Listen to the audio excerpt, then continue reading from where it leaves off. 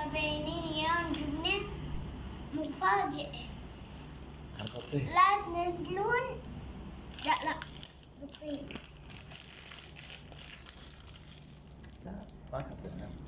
يعني لا يشوفون المصور. لا تنزل الكاميرا. نعم. أنا أرفعها شوفوا هاي كيكة. وهذا يجي وياها. وداني أبوي للمحل ذاك اليوم قال بيش قال برد. أنا ما شفتها ترى أغلى بيها. يلا خنبوكها. ريحتها ريحة كيكة سودا. ريحتها كيكة سودا بابا.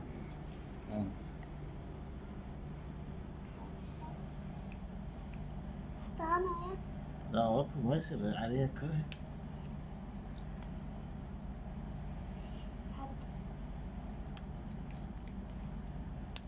هذا واحد. ها؟ سويت واحد. اي هاي كريم مال شوكولاته. كريم وشوكولاتة. بس الخرط هذه ناخذ التشيز كله ما نخلي من عنده. ليش؟ ممكن الكيكة طيب؟ كلش طيب. شوف طبعا شلون. مو سويناها ترى اشتريناها. لا هي تجي وياها. يجي إذا وياها. ما سوينا كيكة احنا بس مو سوينا كيكة احنا. طبعا انا قطعتها هي تجي كيكه واحده. سعرها 1000 دينار. تجي كيكه واحده وانا قطعت.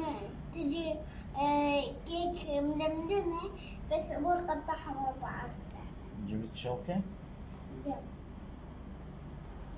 طبعا قبل لا ناكلها بدي اقول لكم شغله. صار له وين منقطع عنكم لان كان نشوف ونصير نصور. ها وعذروني يعني. يلا بينا نضيف الكيكه. هاي نحطها هنا.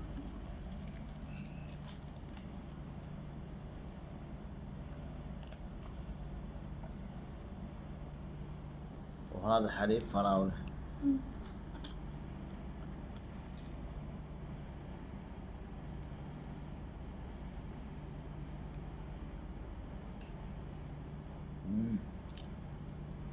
طيبه.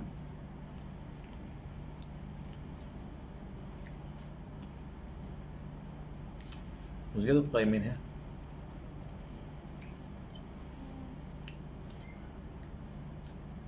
من 10.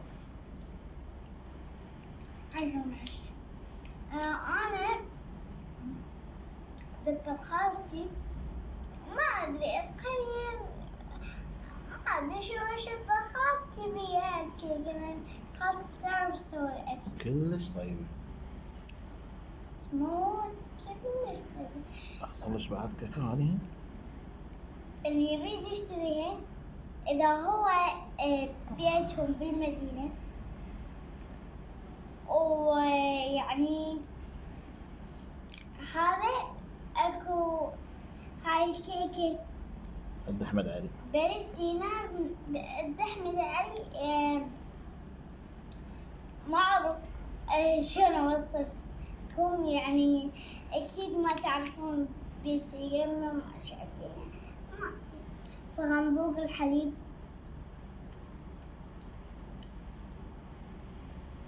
كل شيء بالعافيه حبيبي. باي. حطوا لايك واشتراك ما ننساها.